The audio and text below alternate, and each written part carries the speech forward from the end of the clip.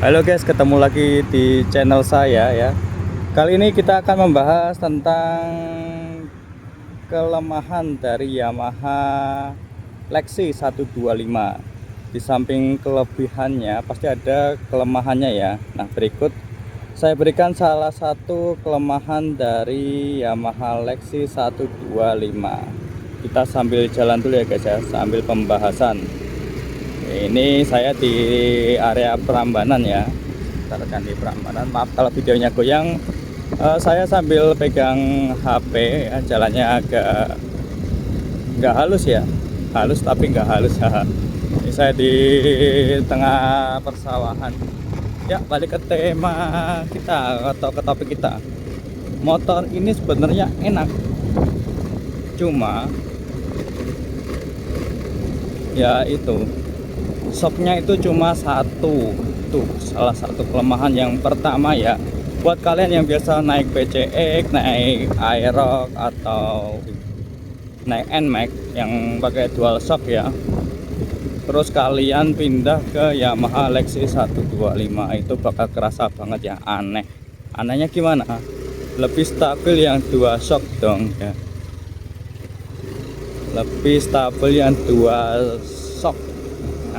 Untuk Yamaha Lexi 125 ini ya, jadi kalian jangan, maaf kalau pindah dari motor yang tadi saya sebutkan ke Yamaha Lexi itu, pasti yang pertama rasanya itu kurang nyaman ya, kaget ya, mungkin ya kaget, kurang nyaman, agak kayak gimana ya, ya nggak stabil aja, kayak miring-miring gitu ya, apalagi kalau buat boncengan tuh kerasa banget ya.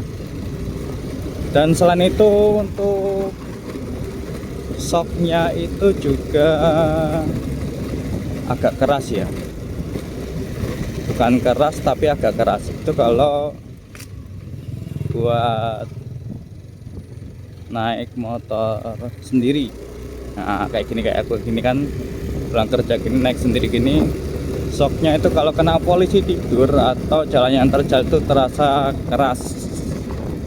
Tuh kelemahan shocknya yang kedua, selain cuma satu, yang kedua itu shocknya agak keras ya. Tapi saya heran ya, ini menurut saya ini agak keras ya.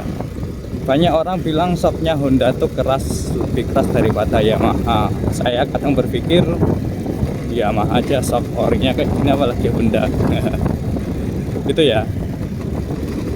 Dan ini sambil jalan ya, pelan-pelan ya, maaf saya pakai satu tangan sambil mengemudi, nggak boleh ditiru. Ini nanti sambil cari jalan yang nggak sepi. Untuk shock depan itu juga agak keras ya, tapi menurut saya masih mendingan daripada shock belakangnya itu keras banget ya, lumayan keras lah ya, bukan keras banget.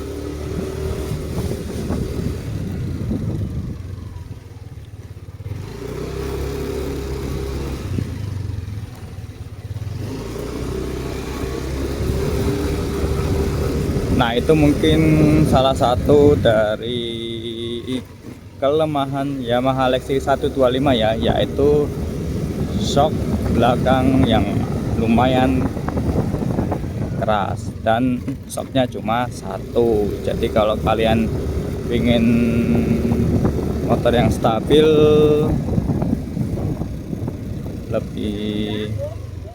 lebih kita sarankan yang dual shock. Dan ada itu beberapa ya, owner dari Yamaha Lexi itu karena mungkin juga kurang puas ya dengan satu shocknya itu, banyak yang dimodif pasang dual shock ya, ada dual shock gitu ya. Untuk biaya nggak terlalu mahal ya, saya cek itu ya nggak sampai 2-3 jutaan ya.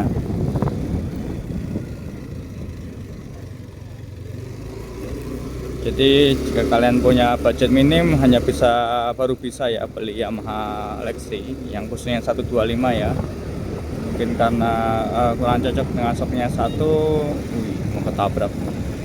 Bisa kalian modifikasi pakai dual shock ditambah satu shock lagi ya. Biaya 1 jutaan kayaknya, nggak tahu, ada yang nggak sampai ya kalau kita belinya yang bekas ya.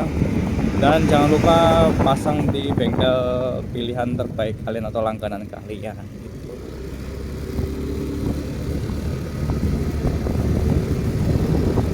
Oke, kita mau putar balik nih guys. Tidak tahu ini sampai mana nih.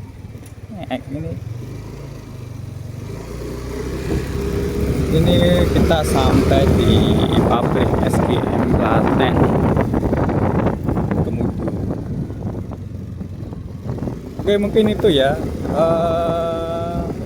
pembahasan salah satu kelemahan dari Yamaha Lexus 125. Menurut kalian gimana? Setuju nggak dengan opini saya ya? Atau mungkin ada kelemahan lain ya yang mungkin kalian rasakan sebagai pengguna atau owner?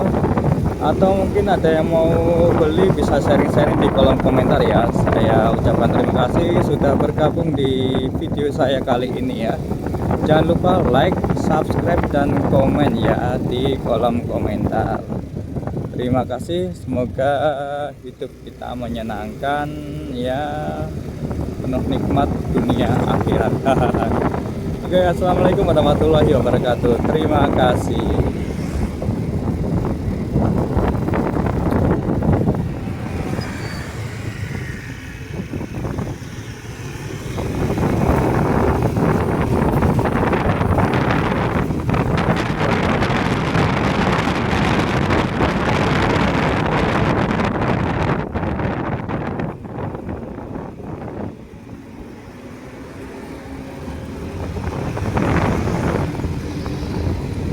Kopdes merah putih.